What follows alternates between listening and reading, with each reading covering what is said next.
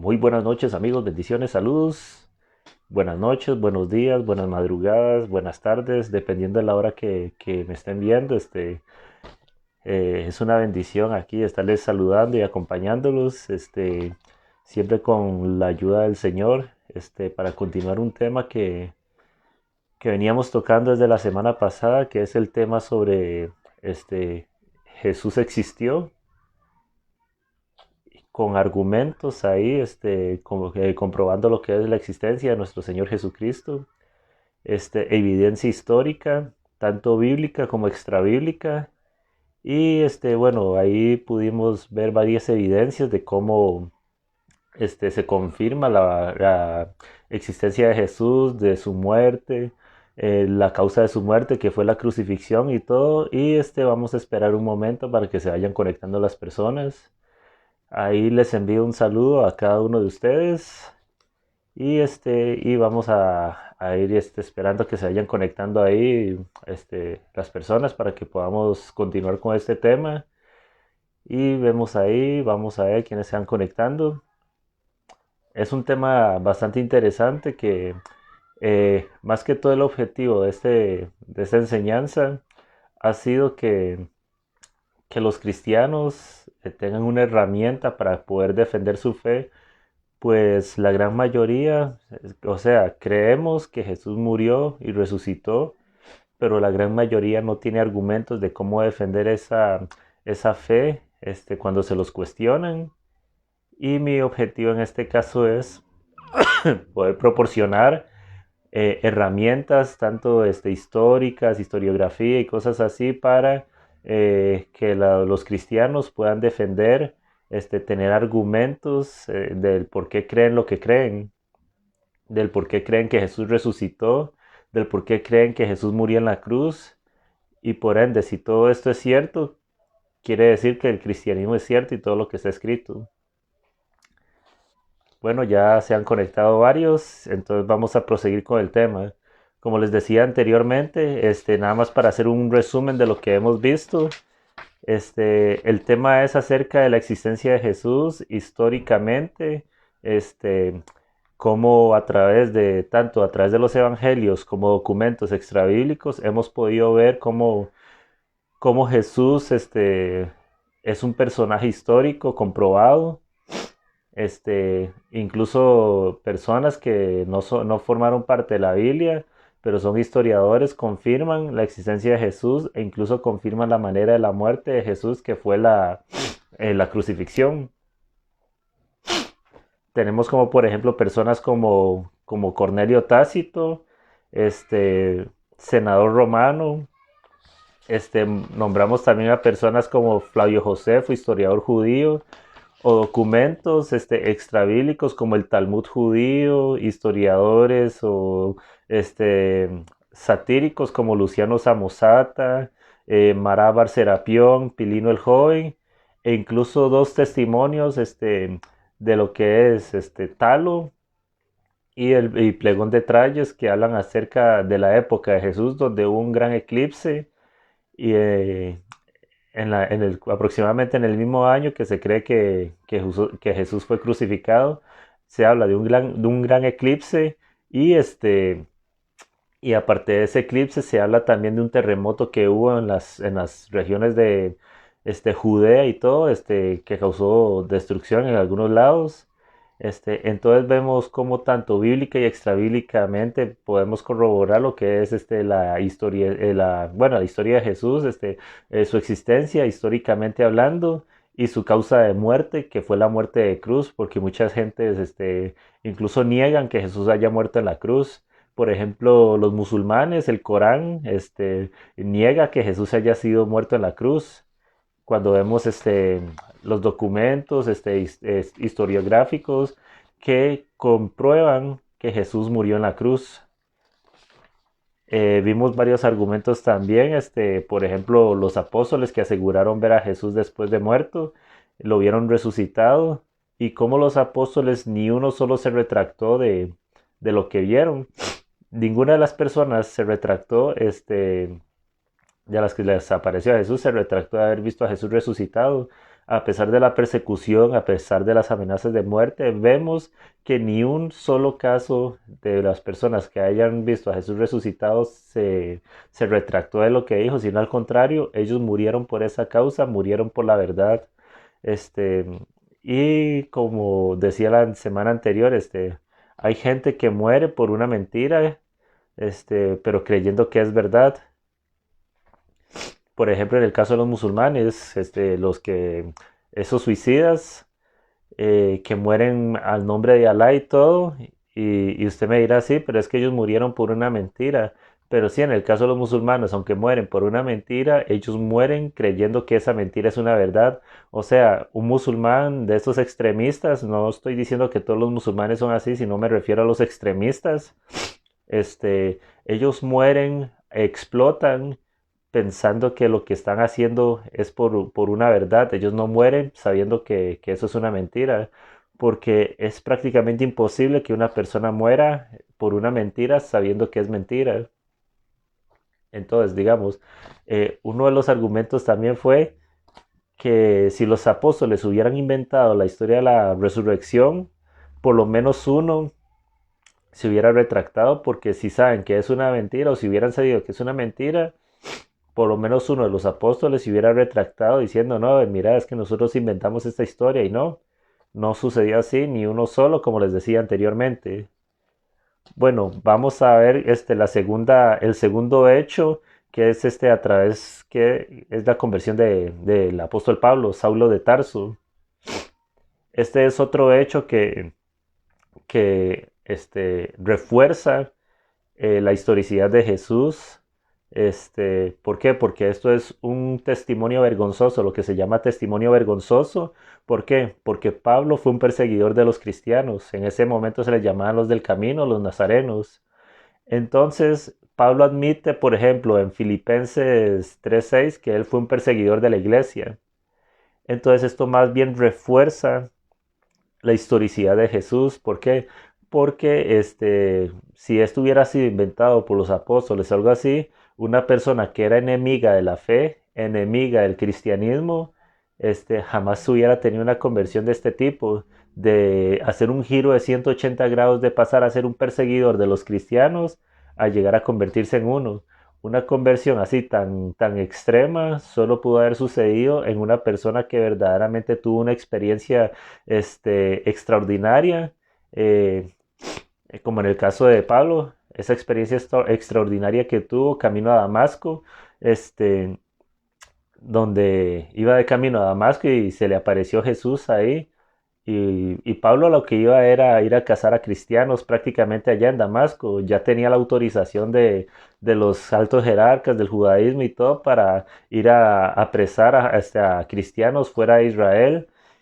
Y sin embargo, en el camino a Damasco se le aparece, esto lo podemos ver en el libro de Hechos, capítulo 9, donde le sucede esto a Pablo, donde se le aparece el Señor Jesús y le dice, Saulo, Saulo, ¿por qué me persigues? Y bueno, ahí viendo, usted leerá el capítulo, ahí Jesús le da las indicaciones a Saulo de qué es lo que tiene que hacer. Pero lo que voy con esto es que a esto se le llama lo que es testimonio vergonzoso. O sea, Pablo, ya siendo apóstol, él mismo afirma que él fue perseguidor de la iglesia, él fue perseguidor de cristianos, incluso se puede decir como que fue cómplice de la muerte de Esteban, porque él fue el que estuvo cuidando la ropa de las personas que estuvieron apedreando a Esteban. Ahora, esto lo que se llama testimonio vergonzoso viene a ser, por ejemplo, cuando yo estoy contando una historia acerca de algo y me pongo a mí mismo como algo negativo, como algo que fui negativo. En este caso, Pablo, este, al contar la historia, lo que le sucedió con Jesús, él se dice a sí mismo que él fue enemigo del cristianismo, él fue enemigo de los nazarenos, él fue perseguidor de Jesús. Entonces está dando así un hecho negativo acerca de él mismo. Esto es como, por ejemplo, en el Evangelio de Marcos, que eh, este testimonio vergonzoso, perdón, no es testimonio enemigo, es testimonio vergonzoso, lo que se llama lo que hace aquí Pablo. Este es testimonio vergonzoso, perdón. Cuando yo me refiero en algo negativo a mí mismo, en una historia que estoy contando. ¿Por qué? Porque si yo estoy inventando una historia, yo jamás me voy a poner a mí mismo como algo negativo. Y es, por ejemplo, lo que pasa con el apóstol Pedro. Pedro, por ejemplo, en el Evangelio de Marcos, capítulo 8, versículo 33, vemos que Jesús le llama Satanás a Pedro cuando le dice, aléjate de mí, Satanás, Marcos 8:33. Y bueno, lo que es el Evangelio de Marcos prácticamente se cree que prácticamente fue un dictado de Pedro que le hizo a Marcos. Prácticamente el Evangelio de Marcos ya fue dictado por Pedro. Y vemos que en este Evangelio, Pedro, si hubiera inventado esa historia, él tampoco se hubiera puesto como un personaje negativo diciendo que el propio Jesús le llamó Satanás a él mismo, a Pedro. Entonces eso es lo que se conoce como testimonio vergonzoso. Y entonces fue lo mismo que pasó con Saulo de Tarso, que él pone un testimonio vergonzoso de decir, bueno, con vergüenza yo digo, yo fui perseguidor del cristianismo, yo fui perseguidor de Jesús, yo participé prácticamente de la muerte de Esteban, pero aquí estoy predicando la palabra.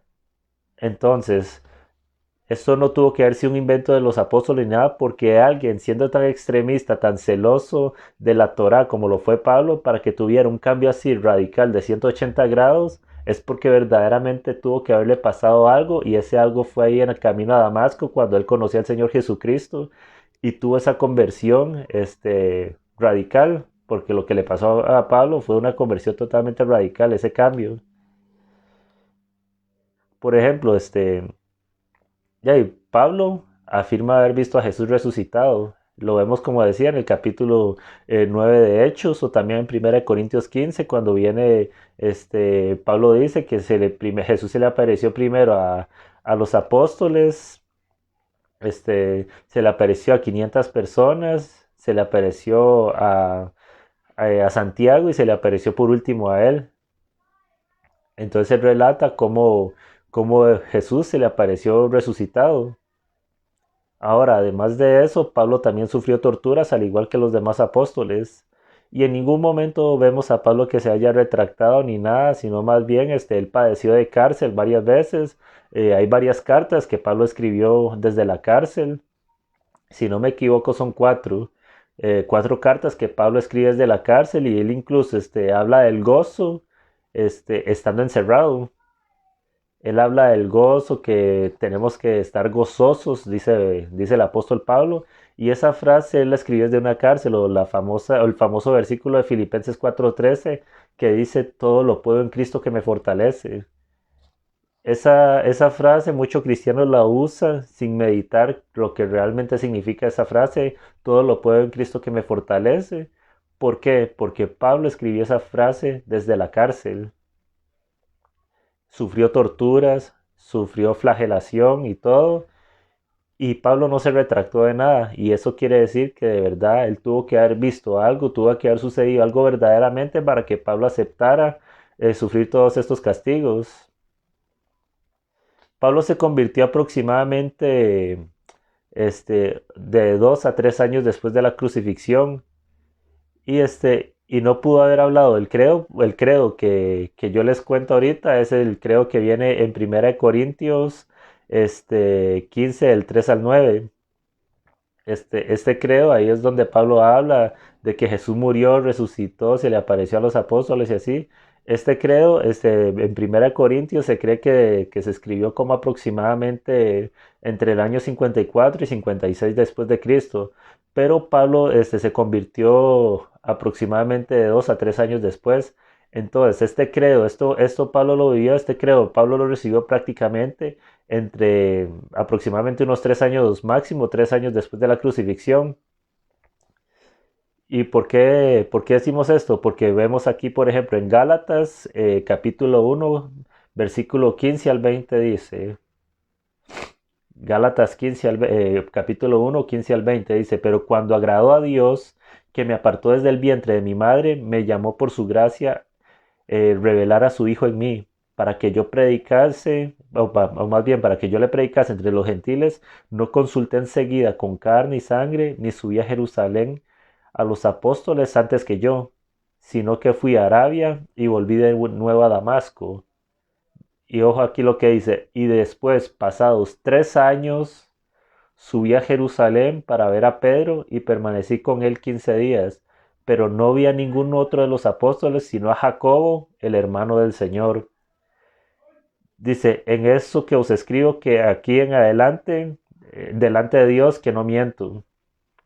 Entonces vemos que la conversión de Pablo prácticamente fue máximo 3 años. Ahora, en 2 Corintios 11, capítulo 24, perdón, 2 Corintios capítulo 11, versículo 24 y 25, aquí vemos, y Pablo lo recita aquí, qué fue lo que él sufrió a causa del nombre de Jesús. Entonces se los leo. Dice que es en 2 Corintios 11. Vamos para allá. 2 Corintios 11, versículo 24 al 25. Vean lo que sufrió Pablo por causa del nombre de Jesús. Dice, de los judíos recibí 5 veces azotes, perdón, de los judíos 5 veces he recibido 40 azotes menos uno, o sea, 5 veces recibió 39 latigazos. Dice, 3 veces he sido azotado con varas, una vez apedreado, 3 veces he padecido naufragio, una noche y un día he estado, este, como náufrago en alta mar. O sea, no solo había naufragado, sino que estuvo ahí en el mar prácticamente un día flotando, ahí en alta mar. Dice, en caminos muchas veces, en peligros de ríos, peligros de ladrones, peligros de los de mi nación, peligros de gentiles, peligros en la ciudad, peligros en el desierto, peligros en el mar, peligros entre falsos hermanos. Dice, mi trabajo, en trabajo y fatiga, en muchos desvelos, en hambre, sed, y en muchos ayunos, en frío y en desnudez, además de otras cosas. Entonces vemos lo que Pablo estuvo sufriendo aquí. Entonces Pablo dice, 5 veces recibió 39 latigazos, naufragó 3 veces, este, y en una de ellas estuvo flotando en el mar, ahí en alta mar durante un día prácticamente. Fue apaleado 3 veces, y apedreado una vez. Y esa vez que fue apedreado, la gente lo dio por muerto. Y, o sea, es un sufrimiento que Pablo tuvo, que es imposible que se hayan inventado esta historia y que Pablo sufriera por eso si se hubiera inventado o hubiera tenido alguna alucinación o algo así. Es imposible. Un cambio tan radical como el de Pablo, este, para padecer todas estas cosas por causa del nombre de Jesús. Aquí la única conclusión es que Pablo decidió sufrir todos estos padecimientos porque lo que él estaba diciendo y lo que él estaba predicando era verdad y lo que él vio fue verdad y que de verdad él vio al Señor Jesucristo resucitado, de ser perseguidor a llegar a ser perseguido por causa del nombre de Jesús. Ahora, el cuarto hecho que vemos aquí también es la conversión de Santiago o Jacobo, el hermano de Jesús.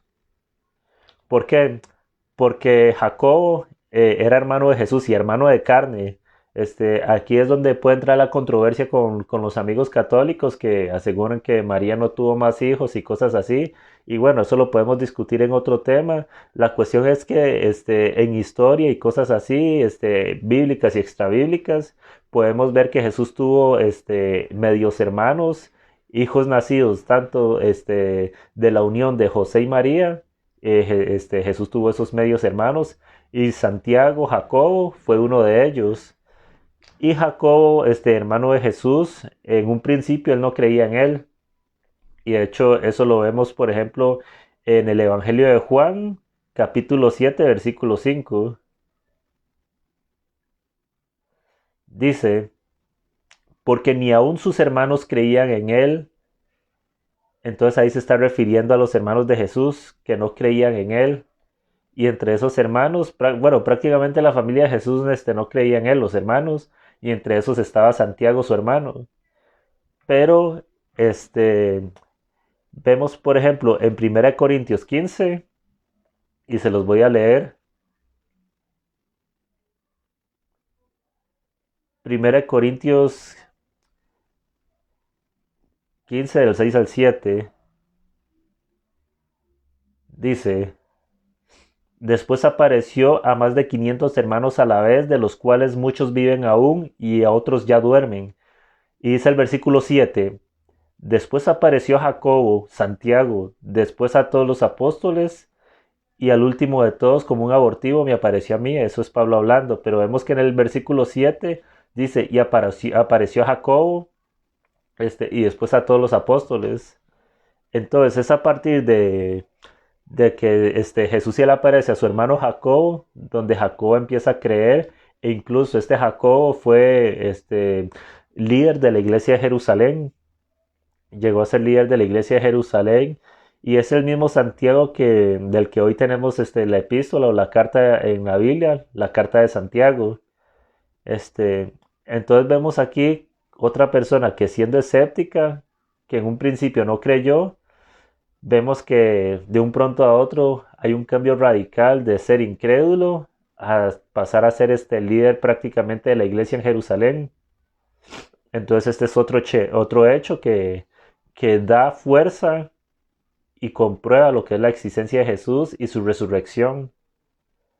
Ahora, otro hecho que refuerza esto, que aunque la tumba vacía no dice nada, pero es algo bastante fuerte, es básicamente lo que ya dije, la tumba vacía. Y este es el quinto hecho. Ahora, la tumba vacía, la tumba fue encontrada vacía ciertamente.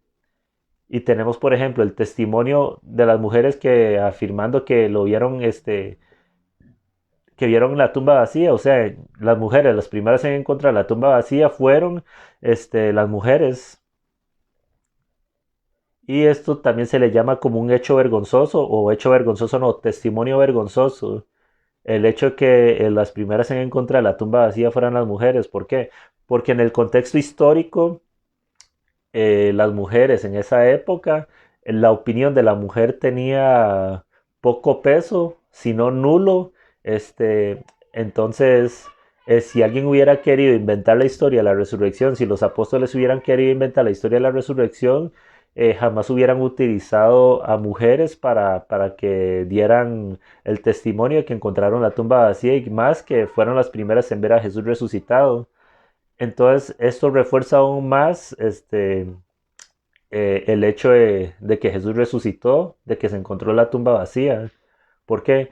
Porque está viniendo la opinión de lo que era en una época cultural, eran marginados, que eran las mujeres en esa época, como les decía, porque tenían poco valor o nulo valor, la opinión de las mujeres en la época de Jesús.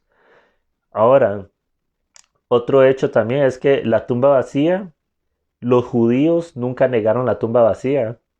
O sea, en ningún momento de la historia los judíos negaron que la tumba estuviera vacía. Al contrario, más bien los judíos sobornaron a soldados romanos para que ellos afirmaran que los discípulos robaron el cuerpo. Y esto, por ejemplo, lo podemos ver en Mateo 28:13, que como dije, los evangelios eh, tienen, ¿cómo se llama? Los requisitos historiográficos para ser tomados en cuenta como documentos históricos. Entonces ahorita estamos viendo los evangelios no como parte de un libro sagrado, sino ahorita en este momento estamos viendo los evangelios como documentos históricos, pues reúnen los requisitos para ser documentos históricos. ¿Por qué? Porque están hechos por los testigos presenciales, fueron en el lugar de los hechos y y ¿cómo se llama? Y hubo testigos oculares, y ahí está la documentación. O sea, y vemos por ejemplo en Mateo 28:13 que los judíos intentaron sobornar a los soldados romanos para decir que los apóstoles se robaron la tumba. Un momento porque se me quedó pegado aquí. 28:13 dice,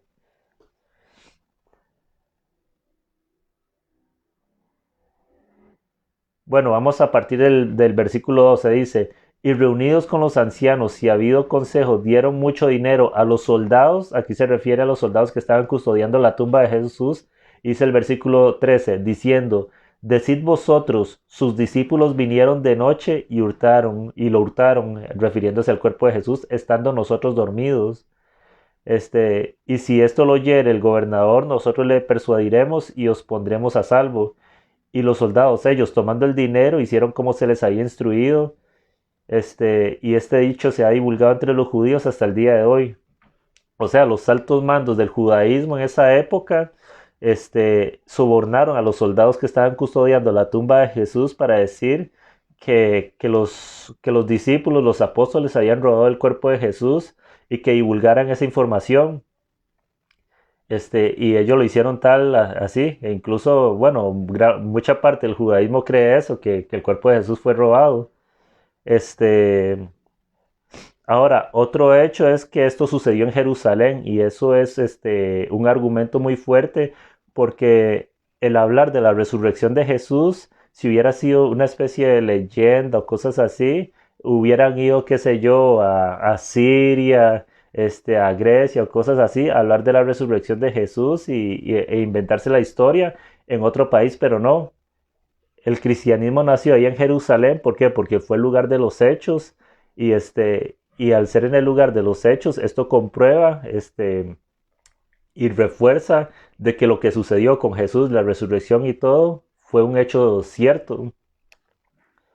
Después tenemos también lo que es el credo en 1 Corintios 15, del 3 al 9, y ya se los leo. Ya se los leo. 1 Corintios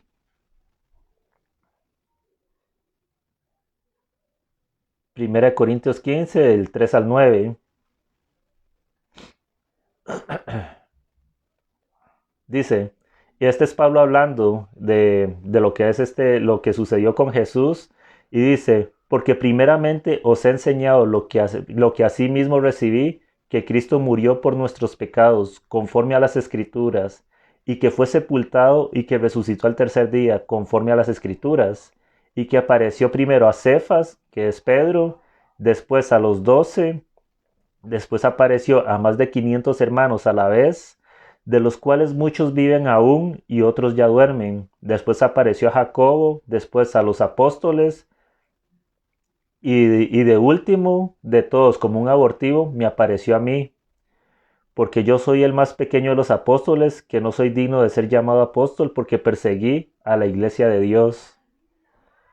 Entonces, aquí vemos cómo Pablo está describiendo prácticamente todo lo que sucedió con Jesús, y él predicándolo ahí, él predicó siempre eso y nunca se retractó, hasta sufrir persecución también.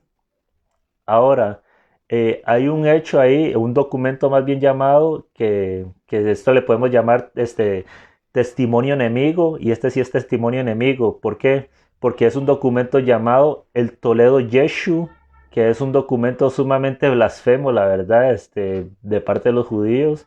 Es un documento que habla súper mal de Jesús, que, bueno, habla de unas barbaridades que no vale la pena repetirlo porque es un documento que quiere refutar que Jesús era el Mesías. Pero lo interesante de este documento es que este documento, aunque es de testimonio enemigo, aunque habla cosas bastante malas de Jesús, este documento confirma que la tumba de Jesús estaba vacía.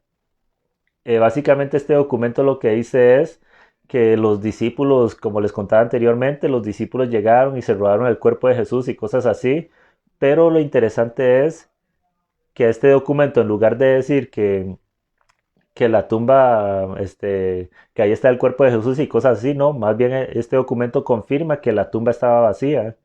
Entonces estamos viendo que la tumba estaba vacía de parte de un testimonio enemigo, de parte de personas que aborrecían a Jesús y a sus discípulos, pero ellos mismos inconscientemente comprueban y dan por un hecho que la tumba estaba vacía y se encontró vacía. Entonces, estos son los 5 hechos que quería explicar también. Ahora, la pregunta que viene aquí es, ¿cómo llegamos a la conclusión de que Jesús resucitó? Entonces aquí tenemos que analizar otros 5 hechos mínimos, que son, y son oposiciones más que todo. Entonces aquí es explicar por método de eliminación 5 posiciones, las más comunes, eh, para, para que veamos que realmente no queda otro camino que decir Jesús resucitó.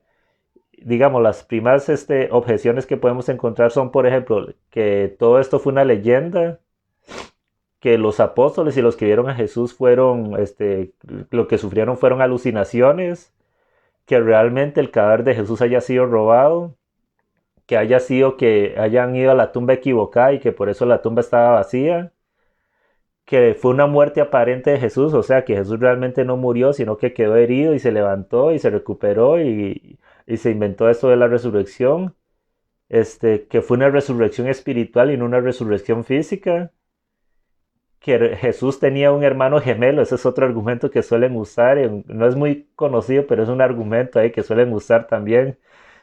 Y ya después de esto, la única conclusión que queda es la resurrección, un acto milagroso. Entonces vamos a ir al primer punto que es una leyenda, que es la primera objeción. Entonces, ¿qué es una leyenda? Básicamente lo que dice la RAE, la Real Academia Española, dice que es una leyenda, relación de sucesos que tienen más de tradicionales o maravillosos que históricos o verdaderos.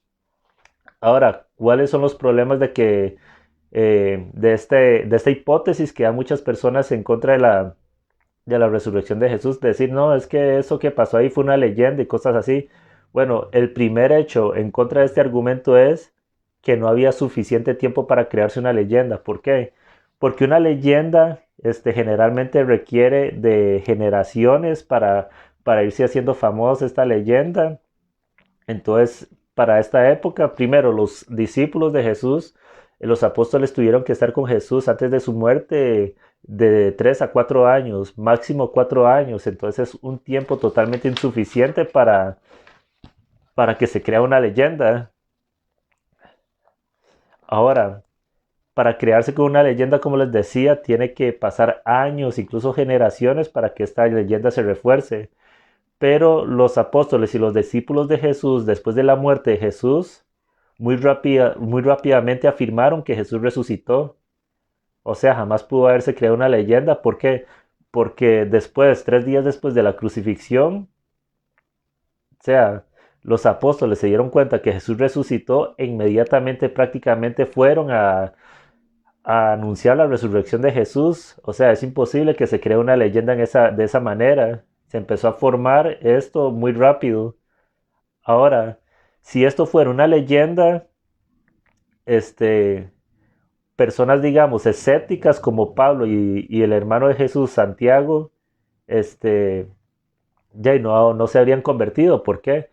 Porque ellos jamás hubieran creído una leyenda de un Mesías que murió y resucitó, sin haber presenciado el hecho. O sea, Pablo, que era perseguidor de la iglesia, que era sumamente celoso de la Torá, de la ley, que era celoso religiosamente, jamás se iba a convertir y dar un giro de 180 grados por una leyenda, ¿no? Eso sucedió porque Pablo realmente tuvo una experiencia con Jesús, de verlo vivo, y experimentar esa resurrección corporal de Jesús, de tenerlo cara a cara. Ahora, este hecho de que si fuera una leyenda, no explica la tumba vacía. ¿Por qué? Porque si fuera una leyenda, ahí estuviera el cuerpo de Jesús, incluso estos días estuvieran los huesos ahí, me imagino yo. Y además de que no existía ninguna leyenda judía que habla de un Mesías resucitado, más bien los judíos rechazan esa hipótesis. Y es por eso que los judíos ahorita tienen esa venda ahí en sus ojos de que Jesús no es el Mesías. ¿Por qué? Porque ellos se niegan a aceptar ese hecho de que el Mesías iba a venir a padecer, a morir por nosotros y resucitar. No, los judíos esperaban un Mesías que llegara y rompiera el imperio romano, hiciera una guerra ahí grandísima, liberar a Israel de las manos del emperador romano. Pero no. Ahora, la segunda hipótesis que les dan los no creyentes, los ateos y cosas así, los anticristianos, es ya que los apóstoles, los que vieron a Jesús resucitado, fueron alucinaciones. O sea, que ellos realmente no vieron a Jesús, sino que lo que vieron fueron ya hay una especie de alucinación, que ellos creyeron ver a Jesús resucitado, pero que en realidad era el producto de la imaginación de ellos. Ahora, como vemos, 1 Corintios 15 habla de que se le presentó a más de 500 personas. O sea, de que 500 personas tuvieran una alucinación de la misma cosa al mismo momento, y de la misma situación, es un hecho aún más increíble que la propia resurrección, porque, o sea, usted reunir 500 personas, y que tengan la misma alucinación en el mismo momento, y el mismo tipo de alucinación, ya sería un hecho milagroso. Ahora, el doctor Gary Zipse, psiquiatra de la Universidad de Liberty en Virginia, después de estudiar 2 décadas de literatura de psiquiatras, psicólogos y profesionales médicos, este doctor dice que no se encontró ni un solo caso de alucinaciones en grupo. O sea, no existe ni un solo caso de personas en grupo que hayan tenido una alucinación de una misma cosa. Y aquí estamos viendo que 500 personas vieron a Jesús, incluso un grupo de personas que vieron a Jesús elevarse al cielo y todo. O sea, es imposible que todas estas personas tuvieran una alucinación. Ahora, otra situación es que si hubiera sido una alucinación, este, no, las personas no hubieran podido tocar a Jesús. Sin embargo, los apóstoles y las mujeres, no solo vieron a Jesús, sino que también pudieron tocarlo. Por ejemplo, en Juan 20:27,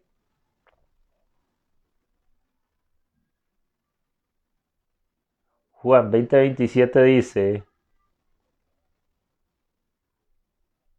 eso fue cuando Jesús se le apareció a Tomás y Tomás no creía, bueno, Tomás primero dijo, hasta que no se me aparezca, hasta que no ponga el dedo en su llaga, no voy a creer.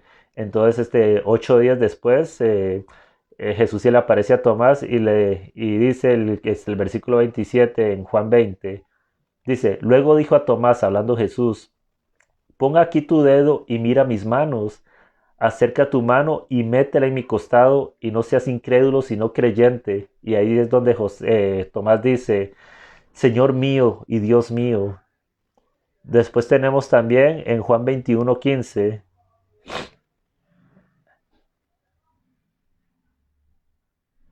Juan 21:15 dice, cuando hubieron comido, Jesús dijo a Simón Pedro, Simón, hijo de Jonás, ¿me amas más que esto? Le respondió, sí, Señor, tú sabes que te amo. Él dijo, apacienta mis corderos. Volvió a decirle por segunda vez, Simón, hijo de Jonás, ¿me amas? Pedro le respondió, sí, Señor, tú sabes que te amo. Y le dijo, pastorea mis ovejas. Le dijo por tercera vez, Simón, hijo de Jonás, ¿me amas? Pedro se entristeció de que le dijese esto por tercera vez y le respondió, Señor, tú lo sabes todo, sabes que te amo. Y Jesús le dijo, apacienta mis ovejas. Entonces vemos que Pedro estaba ahí sentado con el Señor. O sea, no era una alucinación ni nada, sino que Pedro tuvo un encuentro ahí con Jesús sentado. Incluso la Biblia dice que comieron pescado y todo. Jesús estaba cocinando el pescado. Y tenemos, digamos, también otra eh, que sería en Mateo 28:9. Mateo 28:9. Ya se los leo. Este fue el momento cuando las mujeres encontraron la tumba vacía y después se les apareció Jesús resucitado. Dice Mateo 28:9. He aquí Jesús le salió al encuentro diciendo, salve. Y ellas acercándose, abrazaron sus pies y le adoraron. Entonces Jesús les dijo, no temáis, id y da las nuevas a mis hermanos para que vayan a Galilea y allí me verán. Entonces vemos que las mujeres tocaron a Jesús. Dice, lo abrazaron sus pies y le adoraron. O sea, las mujeres tocaron a Jesús. Entonces aquí se cae la hipótesis de que tuvieran una alucinación porque tuvieron a Jesús ahí en sus manos. Ahora, lo lógico es que si una persona tiene una alucinación, lo lógico sería, entonces, en este caso, para los que creen en esa hipótesis de que fue una alucinación, sería que únicamente los creyentes en Jesús sean los que tuvieran la alucinación. Pero vemos, por ejemplo, a dos personas escépticas como Pablo y Santiago, que en un principio no eran creyentes y vieron a Jesús resucitado. Entonces es imposible que dos personas que no eran creyentes tuvieran una alucinación acerca de una persona en la cual no creyeron desde un principio. Era imposible de que Pablo, siendo perseguidor de Jesús, siendo perseguidor de los seguidores de Jesús, tuviera una alucinación con Jesús resucitado, porque a Pablo no le cabía en la cabeza eso de que Jesús hubiera resucitado. Y Santiago, que el hermano de Jesús, que en un principio fue escéptico, este, de que viera a Jesús resucitado también. Entonces ahí se cae también esa hipótesis de que fuera una alucinación. Ahora, la tercera hipótesis es el robo de cadáver. Y aquí, las objeciones o lo que refuta esta hipótesis de que se hayan robado el cadáver es primero que no explica la conversión de Pablo y no explica la conversión de Santiago. Tercero, la tumba vacía por sí sola no probaría nada, porque la tumba podría estar vacía por cualquier otra situación, no solo por el robo. Después, los enemigos de Jesús y sus discípulos tomaron precauciones, y aquí vamos a Mateo 27, versículos 62 al 66. ¿Por qué? Porque aquí los judíos tomaron las precauciones porque ellos habían escuchado que los discípulos habían hablado de que Jesús iba a resucitar al tercer día. Entonces los judíos, los sacerdotes y todo, tomaron la precaución de que se cuidara la tumba para que no llegaran los discípulos de Jesús robar el cadáver y después esparcir de que Jesús había resucitado. Dice Mateo 27:62. Al día siguiente, que es después de la preparación, se reunieron los principales sacerdotes y los fariseos ante Pilato, diciendo: Señor, nos acordamos de aquel engañador, refiriéndose a Jesús, que dijo, viviendo aún, después de 3 días resucitaré. Manda pues que se asegure el sepulcro hasta el tercer día, no sea que vengan sus discípulos de noche y lo hurten y digan al pueblo, resucitó de entre los muertos, y sea el postrer error peor que el primero. Y Pilato les dijo, ahí tenés una guardia, id y aseguradlo como sabéis. Entonces ellos fueron y aseguraron el sepulcro, sellando la piedra y poniendo la guardia. Entonces vemos que los judíos tomaron sus precauciones, y era imposible que llegaran a hurtar la tumba de Jesús.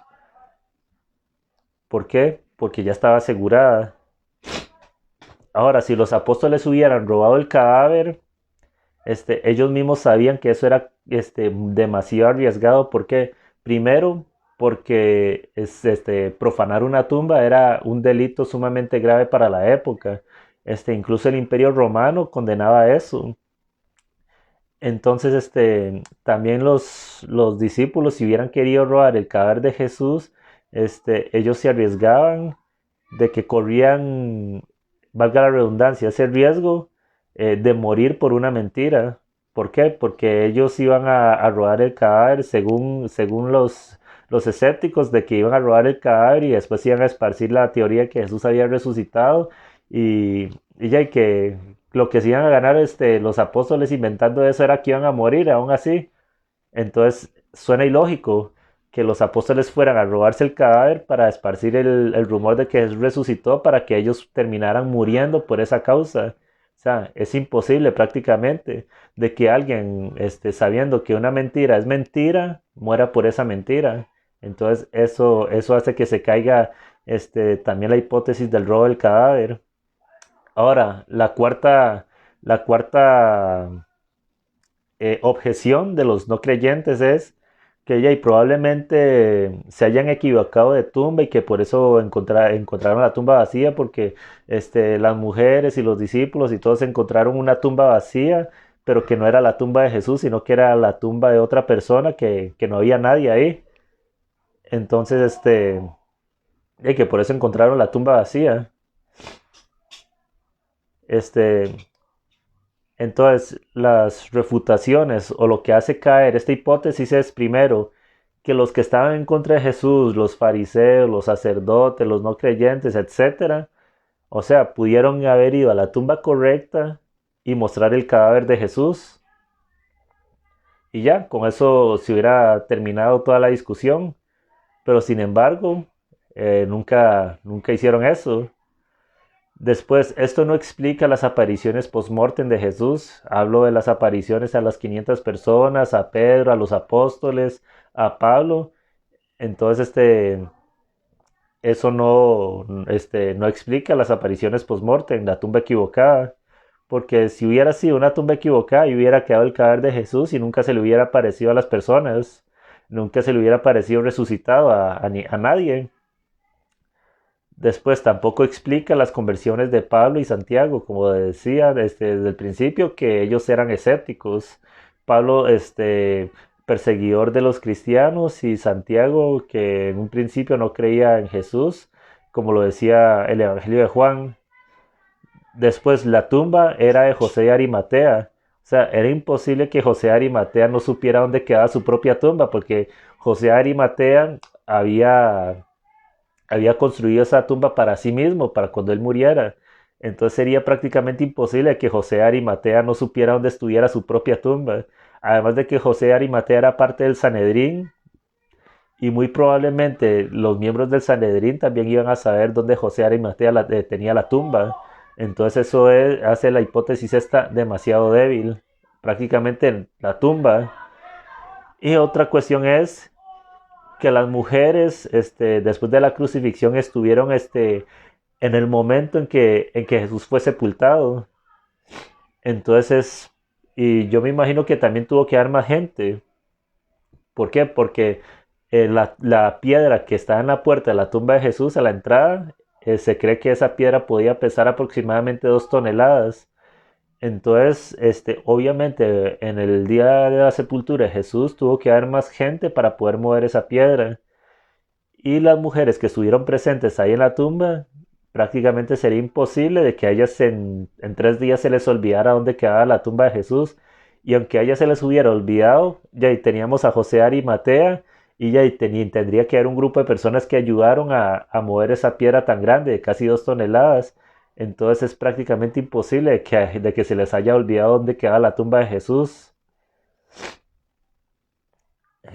Después, la quinta hipótesis o la quinta objeción acerca de la resurrección de Jesús es que hay personas que afirman que no, que tal vez Jesús no resucitó, sino que él nunca murió en la cruz. O sea, que sí fue crucificado, pero que en realidad no murió, sino que solo quedó herido y inconsciente nada más y que lo enterraron vivo y que se salió de la tumba después, que se despertó de esa inconsciencia y salió de la tumba y ya, y no apareció, por eso que la tumba estaba vacía. Primero, o sea, como les decía, esta hipótesis dice que Jesús sobrevivió a la crucifixión. Ahora, los argumentos en contra de esta hipótesis es primero que Jesús antes de ser crucificado fue brutalmente flagelado y la flagelación romana no es una cosa así de que te doy un par de fajacitos y nada más, hay un par de fajazos en la espalda y listo, no. La flagelación romana era sumamente brutal. Incluso había gente que era flagelados por los romanos y no sobrevivían, morían ahí mismo en la flagelación. ¿Por qué? Porque los instrumentos con el que latigaron a Jesús, los látigos que usaron, estaban hechos con huesos y cosas así, unos ganchitos. Entonces, estos ganchos estaban diseñados que cuando se latigaba a la persona, se clavaba en la carne y jalaba, y cuando se venía ese gancho, jalaba la piel y la carne. Y así varias veces. y era mínimo 40 veces, mínimo 39 veces la flagelación romana. Entonces, más de 30 veces en esto que le va arrancando la carne, la persona pierde muchísima sangre, queda debilitada y todo. Y como les decía, la persona incluso moría en ese tipo de castigo. Y Jesús, a pesar de todo, sobrevivió a ese castigo porque estaba escrito que él no tenía que morir en la flagelación, él tenía que morir en la cruz. Pero ya Jesús había perdido muchísima sangre, estaba sumamente débil, que incluso lo vemos en la Biblia, que llegó un momento en que él ya no podía cargar la cruz y tuvieron que llamar ahí a un hombre de Cirene para, para que le llevara la cruz a Jesús. Entonces, una persona en ese estado y que después vaya a ser crucificada, es prácticamente imposible que sobreviviera. ¿Por qué? Porque aparte de todo, la crucifixión era una forma brutal de castigo, donde, por ejemplo, a la persona se le clava aquí a las muñecas, se le clavaban por los tobillos, porque en realidad cuando se clavan los pies no es como se ve que en las películas o las pinturas que se les clavaba por el frente, sino que se les clavaba de lado, en el lado de los tobillos, a la cruz. Y en el caso de Jesús, digamos, la crucifixión este, crea una especie de estrés en el pecho que presiona los pulmones y a la persona le cuesta respirar. Y esta persona para poder respirar, para poder inhalar, tiene que levantarse y para exhalar tiene que bajar otra vez. Entonces Jesús para poder respirar tenía ese estrés en el pecho que para poder inhalar tenía que levantarse sobre sus pies clavados. Imagínense en el dolor. Y para poder exhalar tenía que bajar y apoyarse sobre sus brazos clavados también. Y eso, sin contar que, digamos, la madera de la cruz tenía que rozar la espalda flagelada de Jesús, que era prácticamente una llaga, como dice la escritura en Isaías, por su llaga fuimos sanados. Entonces era prácticamente imposible que alguien sobreviviera a eso. Ahora, si realmente Jesús no hubiera muerto en la cruz y que lo enterraran ahí, que lo llevaran al sepulcro inconsciente y que después se haya despertado y que haya salido de la tumba, o sea, con el castigo brutal que recibió Jesús, Jesús no iba a salir sano y fuerte ahí de la tumba, no, Jesús saldría sumamente herido, casi muerto, y esto es que los discípulos, en lugar de ir a predicar un Jesús resucitado, ya si hubieran visto a Jesús ahí medio muerto y todo, ellos hubieran ido a buscar ayuda para salvar la vida de Jesús. Ellos hubieran ido ahí en ayuda porque estaría Jesús ahí sumamente mal. Pero ¿qué fue lo que pasó? Que en lugar de eso, ellos predicaron un Jesús resucitado. ¿Por qué? Porque ellos vieron a Jesús resucitado. Ellos vieron un Jesús sumamente sano, un Jesús vigoroso, un Jesús en gloria, un Jesús que tenía esa autoridad de predicar aún ya después de muerte y haber resucitado, ya tenía esa gloria ahí. Y los discípulos fueron a predicar eso, no estuvieron preocupados ni nada, sino que vieron a Jesús resucitado y de una vez vamos a predicar, porque este verdaderamente es el Mesías, resucitó entre los muertos y venció la muerte. Y eso fue lo que predicaron los apóstoles. Ahora, si Jesús hubiera sobrevivido, tendría que haber ocurrido varias cosas. Primero, si Jesús hubiera sobrevivido, tenía que quitarse la mortaja solo. Después, tenía que mover una piedra de casi 2 toneladas él solo. Aparte de eso, se hubiera tenido que enfrentar a los guardias de la tumba que estaban ahí. Entonces, sería prácticamente imposible. Todo esto él hubiera tenido que haber hecho él solo. Ahora, la otra objeción en esto, o la otro argumento en contra de la muerte aparente es que aparte de la Biblia, y como les mostré la semana anterior, hay hechos extrabíblicos que confirman que Jesús murió en la cruz. Este, Vimos varias fuentes y no solo en la Biblia se registra que Jesús murió en la cruz, sino documentos, incluso el Talmud judío, que afirman que Jesús verdaderamente murió. Y otro argumento en contra de cómo se llama la muerte aparente es que los romanos eran expertos en castigar, eran expertos en muerte. A ellos les encantaba el olor a sangre, ese tipo de imperio. Y aunque los romanos, los soldados romanos, no eran médicos para comprobar si los órganos están funcionando o no, una cosa que sí tenían los romanos eran que eran expertos en matar y podían estar seguros de que la persona estaba muerta. ¿Por qué?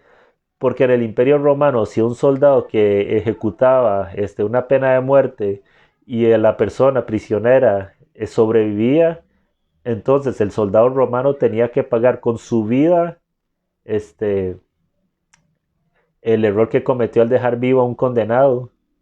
Entonces los soldados romanos se aseguraban de que la persona que era castigada con la muerte verdaderamente estuviera muerta. Y de hecho eso fue lo que sucedió cuando traspasaron a Jesús con la lanza.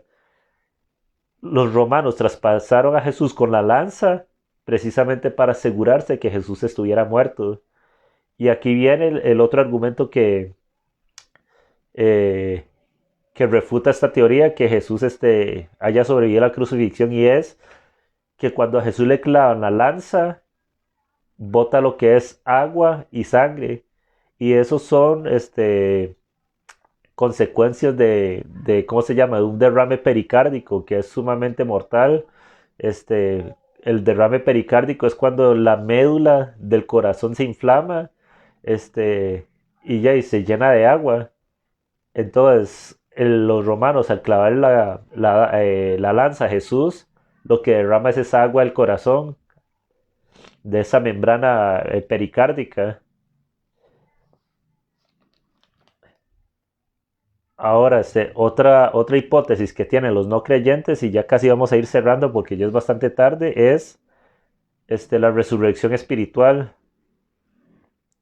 Que mucha gente argumenta que no, que es que la resurrección era algo simbólico, que en realidad Jesús no resucitó físicamente, sino que resucitó espiritualmente, como una especie de metáfora o algo así.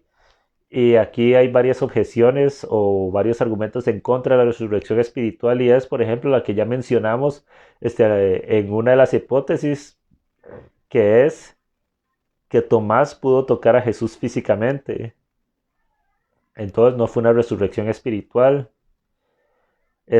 Una de las mujeres, como vimos también, abrazó los pies de Jesús, lo tocó físicamente. Eso ya descarta totalmente lo que es la resurrección espiritual. Por un momento los discípulos llegaron a pensar que sí, que cuando se les apareció Jesús, era un espíritu, pero el mismo Jesús se encargó de probarles que no, que verdaderamente era Él estando ahí físicamente. Y esto lo podemos ver en Lucas 24. Lucas 24, versículo 36.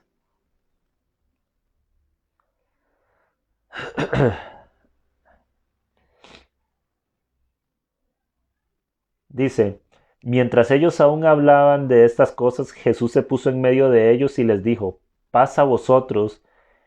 Entonces, espantados y atemorizados, pensaban que veían un espíritu. O sea, ellos pensaban que Jesús se les apareció ahí en espíritu y no físicamente.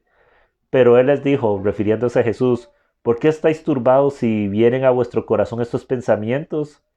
Mirad mis manos, mirad mis pies, que yo mismo soy. Y dice, palpad, que significa tocar, palpad y ve, porque un espíritu no tiene carne ni huesos. Y le dice, y como veis, yo sí tengo. Y diciendo todo esto, les mostró las manos y los pies. Entonces, los mismos discípulos, los mismos apóstoles creían que cuando Jesús se les apareció era un espíritu, pero Jesús les dice, pero ¿por qué ustedes piensan esto? ¿No les dije yo que iba a resucitar? Mírenme, vean mis manos, vean mis pies, tóquenlos, porque un espíritu no tiene hueso ni carne, en cambio yo los tengo. Entonces Jesús lo que le está diciendo es, yo estoy aquí físicamente, resucité físicamente como se los dije, cabezones, este...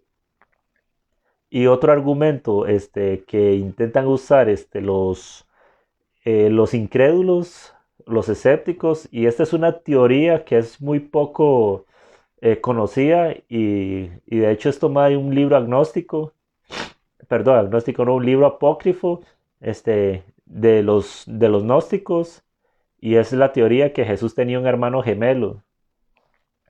Ya, y no vale la pena ni mencionarlo, la verdad, este tipo de teoría, porque es risible, pero ya, y es uno de los argumentos que me encontré y tocaba refutarlo también, y es, bueno, primero, que es risible totalmente, es absurdo y no hay ningún documento histórico de que Jesús haya tenido un hermano gemelo.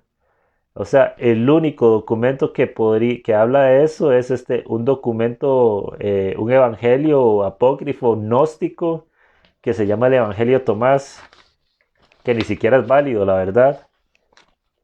Y es el único, pero así, documentos serios, no existe ni uno solo que diga que Jesús haya sido hermano gemelo.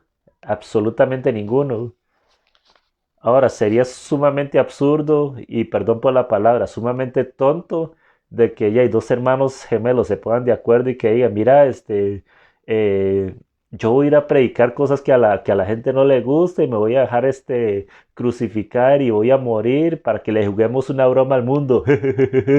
Este, y no, o sea, es una, perdón la palabra, es una estupidez que pensar así, porque, o sea, el hecho de que alguien quiera jugarle una broma al mundo, un par de gemelos jugándole la broma al mundo y que uno decía, condenarse a muerte, es sumamente absurdo.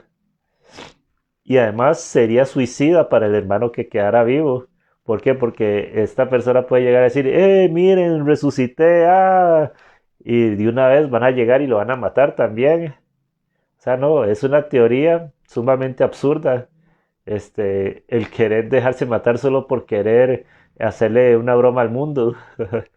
Este, y también que no hay ninguna evidencia histórica, como les decía, no hay ni un solo documento de que Jesús haya tenido un hermano gemelo. De hecho, este libro apócrifo, gnóstico, además de que ni siquiera es tomado como cristiano ni nada, este, parte de que como a Tomás se le decía dídimo, que significa gemelo, entonces ya a una persona se le ocurrió decir que es que Tomás era el gemelo de Jesús y entonces que a Jesús lo crucificaron a la cruz y entonces el que apareció después fue el hermano gemelo de Tomás y que ese era el que andaba ahí resucitado y que le jugaron la broma al mundo y no, o sea, sería totalmente absurdo, o sería no, es totalmente absurdo incluso llegar a pensar esa teoría. Entonces aquí vemos que se tumban los argumentos que usan los incrédulos para decir que Jesús no resucitó. Entonces, el único que nos queda, el hecho único que nos queda ahorita es el milagro, o sea, la resurrección. Y vemos, por ejemplo, que Jesús predice su muerte y su resurrección varias veces. Juan 10:17.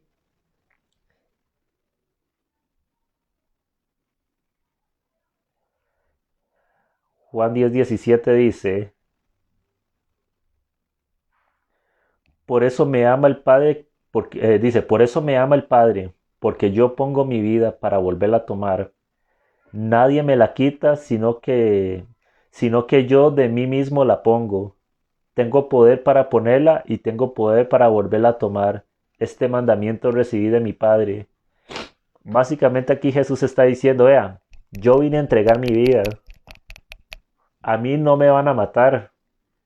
Yo voluntariamente voy a dar mi vida. Y así como di mi vida, así como voy a dar mi vida, también voy a tener el poder de tomarla. O sea, la resurrección. Después tenemos Mateo 16:21. Y ya casi vamos a terminar. Mateo 16:21 dice, desde entonces Jesús comenzó a declarar a sus discípulos que le era necesario ir a Jerusalén y padecer mucho de los ancianos, de los principales sacerdotes y de los escribas, y ser muerto y resucitar al tercer día. Y tenemos también el Evangelio de Marcos capítulo 8, versículo 31.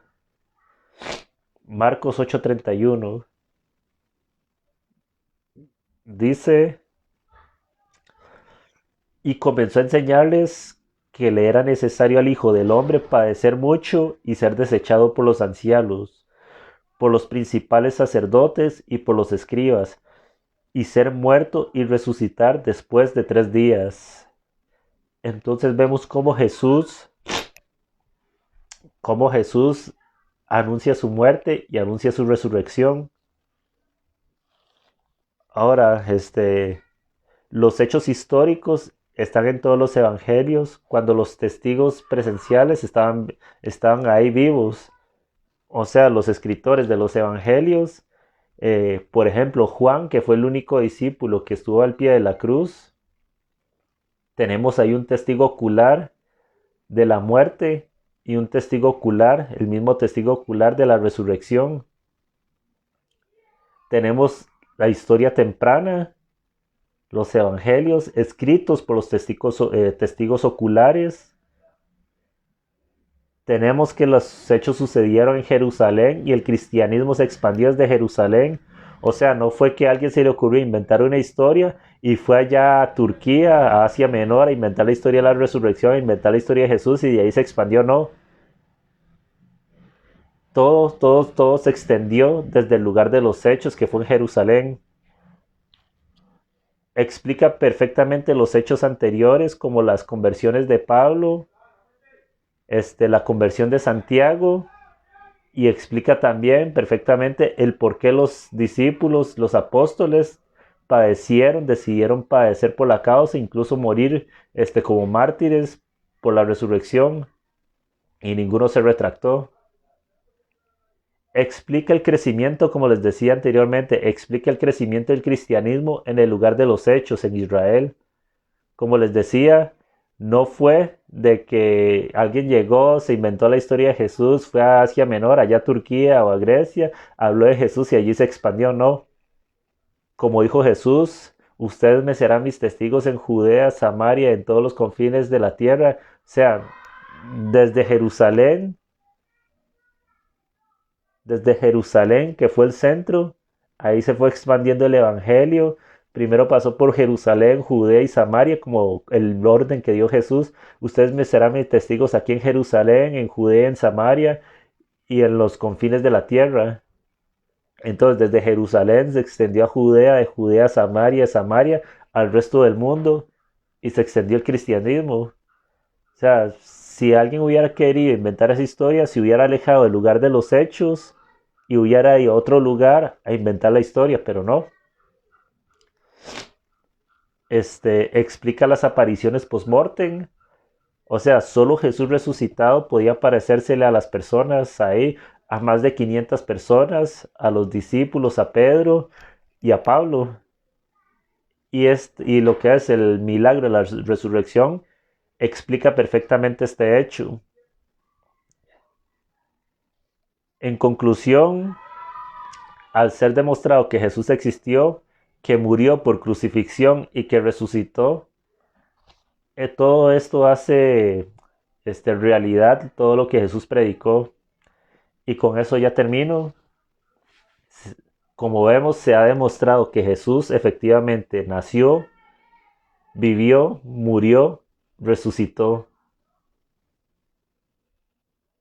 Y al ser todo esto comprobado y al ser todo esto hecho, cierto, quiere decir que el cristianismo es cierto, que todo lo que fue escrito acerca de Jesús es cierto, todo lo que dice la Biblia acerca de Jesús y todo lo demás es cierto, que todas las profecías fueron ciertas y que todas las profecías acerca de su segunda venida son ciertas. Y principalmente lo que es aún más cierto es que Jesús murió para pagar el precio de nuestro pecado. Jesús murió por usted, por mí, para que nosotros no padeciéramos o no padeciésemos la ira de Dios sobre nosotros, sino que la ira de Dios cayó sobre Jesús al llevar el peso del pecado. que era la ira que venía para con nosotros. Mas, sin embargo, Jesús nos justificó a través de su sangre, Él nos lavó con su sangre, es el Cordero que quita el pecado del mundo y nos justificó. Por eso podemos acudir al trono de la gracia. Por eso podemos acudir ahí a Dios Padre a través de Jesús, porque Él es el camino, Él es la verdad y Él es la vida, y nadie va al Padre si no es por Él. Entonces, todo lo que enseña el cristianismo es cierto y verdadero. El Evangelio es verdadero. Y si usted no ha aceptado a Jesús en su corazón, si usted no se ha arrepentido de sus pecados y no tiene a Jesús como su Señor y Salvador, ciertamente ya ahí, ahorita la ira de Dios puede recaer en usted porque sus pecados no han sido lavados. Pero si usted acepta a Jesús en su corazón, si usted acepta a Cristo en su corazón y se arrepiente de sus pecados y da frutos dignos de arrepentimiento, ciertamente usted va a ser y va a pasar a llamarse hijo de Dios. ¿Por qué? Porque dice la palabra y lo más popular que se dice afuera es que todos son hijos de Dios, y eso no es cierto. Solo los que se creen en su nombre, los que le reciben y creen en su nombre, en el nombre de Jesús, serán llamados hijos de Dios, y solo los hijos de Dios van a tener acceso a ese reino eterno. Vean, el mundo ahorita está en un caos y bueno, yo estoy seguro que la venida del Señor está sumamente cerca. Vemos lo que está pasando en Israel, vemos el aumento de la violencia. Dice la Biblia en Mateo 24 que por causa de la maldad, el amor de muchos se enfriará. Vemos el aumento de la maldad, vemos una guerra en Israel, otra guerra en Rusia. Vemos lo que está pasando en Ecuador. Vemos los cambios climáticos que están habiendo, señales en el cielo, este, y no espere que es que el cielo se va a abrir y va a haber señales ahí extravagantes, ¿no? O sea, el que sabe de estos temas ahí en astronomía y cosas así, han sucedido cosas en el cielo bastante interesantes, este, y la venida del Señor está cerca. Y como les dije, ya se comprobó la existencia de Jesús, su muerte y resurrección, y si eso se confirmó, quiere decir que lo que Él enseñó es cierto, y entonces lo que quiere decir es que el Evangelio es cierto y su segunda venida es cierta. Entonces, no crea que uno va a ir al cielo por portarse bien, porque eso no es cierto, porque dice la Biblia que no hay bueno ni uno solo. Todos estamos destituidos de la gloria de Dios por cuanto todos hemos pecado, pero Jesús vino a lavarnos, a quitar ¿qué se puede decir? Ese abismo entre Dios y el hombre por culpa del pecado, y más bien nos une a Dios a través de su sangre.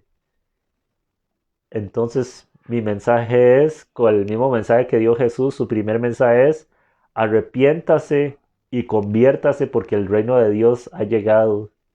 Porque si usted no se arrepiente y no se convierte, ciertamente el peso de la ira de Dios cae sobre usted y aunque suena feo, pero lamentablemente esa es la verdad.